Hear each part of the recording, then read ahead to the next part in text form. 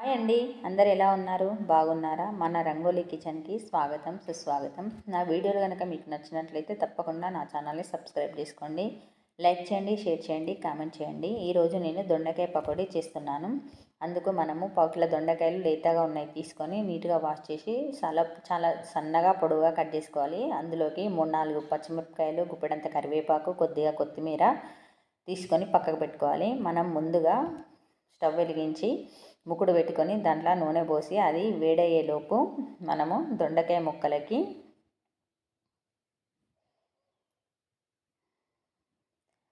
సరిపడినంత కారం, ఉప్పు, పసుపు, డైజెస్ట్ మంచిగా కావడానికి కొద్దిగా జీలకర్ర వేసి దొండకాయ ముక్కలకి మంచిగా ఉప్పు కారం పట్టే విధంగా కలుపుకోవాలి. అలా కలుపుకోవడం వల్ల దొండకాయలకు ఉన్న కొద్దిగా నీరు అన్నది బయటికి వస్తుంది. ఇలా గట్టిగా నొక్కుతూ కలుపుకోవాలి.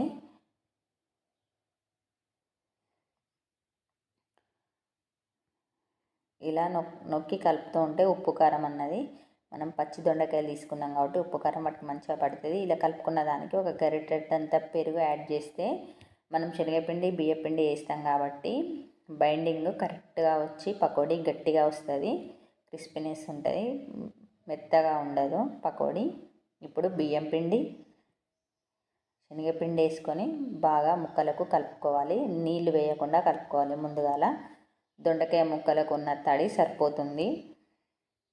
ఒకవేళ మనకు పిండి చానుండి ముక్కలు తక్కువగా ఉన్నాయనిపిస్తే అప్పుడు కొద్దిగా నీళ్లు చల్లుకుంటూ బాగా లూజ్ కాకుండా బాగా టైట్ కాకుండా మంచిగా పిండిని కలుపుకోవాలి.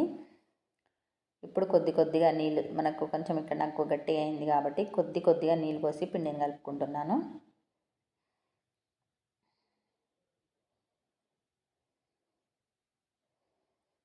చూసారు కదా, ఇలా కలుపుకుంటే సరిపోతుంది. ఎంత గట్టిగా ఉన్నదో చూసినారు కదా పిండి. మనం ఇంత ఫస్ట్ ముక్కుడు పెట్టుకున్నాం కదా, నూనె హీట్ అయింది. ఇప్పుడు మనం చేతితోని ఇట్లా నెమ్మదిగా సన్నగా వేస్తూ ఉండాలి. ముక్కుల్లో సరిపోయినంత వేసుకుంటే సరిపోతుంది.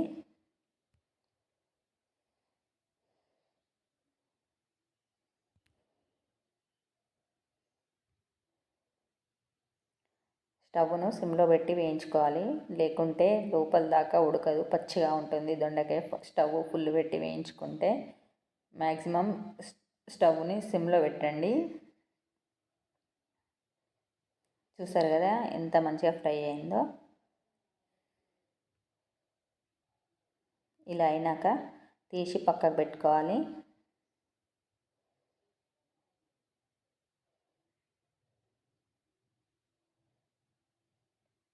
చూసారు కదా, ఇప్పుడు తీసి పక్కకు పెట్టుకోవాలి.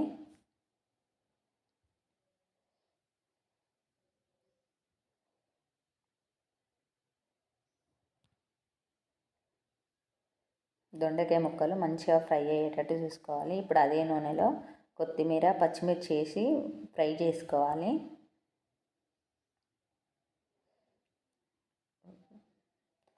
ముందుగా మనం వేసుకున్న దొండకాయ పకోడీకి ఈ పచ్చిమిర్చి, కరివేపాకు యాడ్ చేసుకొని గార్నిష్ చేసుకుంటే ఎంతో టేస్టీగా ఉండే దొండకాయ పకోడీ రెడీ. ఇష్టపడని వారు కూడా చాలా ఇష్టంగా తింటారు. Thank you for watching. నా ఛానల్ కనుక నచ్చినట్టయితే తప్పకుండా